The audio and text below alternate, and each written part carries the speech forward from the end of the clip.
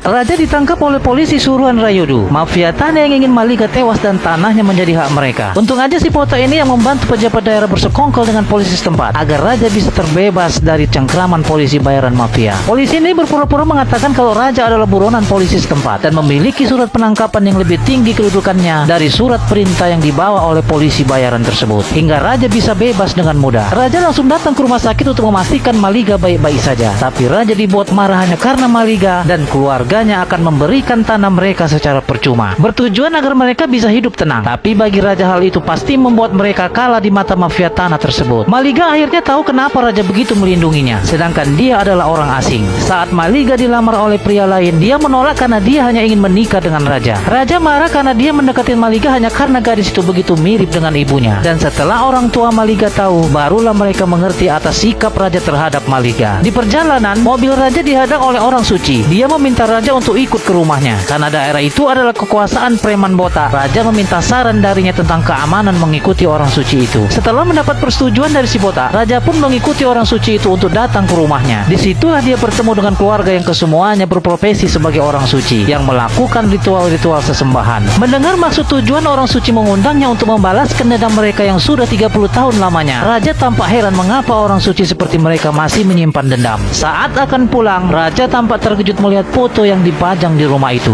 Tapi sepulangnya Raja dari rumah orang suci tersebut, Raja malah menantang para mafia tanah yang selalu menyerangnya itu. Para mafia itu tampak terkejut saat Raja menyebutkan nama asli mereka semasa kecil. Apalagi saat Raja sempat mengungkit tentang nama ibu kandungnya. Hal itu membuat mereka panik. Kenapa masih ada yang mengenal nama mereka setelah 30 tahun lamanya? Dan kasus terakhir mereka menggunakan nama tersebut telah ditutup. Ketakutan akan terbongkarnya kejahatan mereka di masa lalu, para mafia ini merencanakan sesuatu terhadap Maliga yang sudah lulus di salah satu kampus yang terletak di kota mereka. Karena itu, mereka menempatkan anak-anak buahnya untuk berjaga di stasiun, bandara, dan terminal. Syukurnya Raja udah tahu guys, maksud terselubung penjahat itu. Dia membawa Maliga yang menggunakan cadar dari pintu belakang, membiarkan mobilnya terparkir di depan rumah agar preman yang memantau rumah Maliga berpikir kalau mereka masih di rumah. Benar saja, sampai pagi, preman itu masih melaporkan kalau Maliga tak pergi kemana-mana. Padahal mereka sudah berpindah ke terminal lain. Tapi kayaknya mafia ini nggak bodoh-bodoh kali guys. Dia merasa ada yang mencurigakan, makanya dia meminta anak buahnya untuk mengecek keberadaan Raja melalui sinyal ponselnya. Apakah itu artinya mereka akan tertangkap? Saksikan next part tetap di Snack Video. Snack Video bikin semua beken.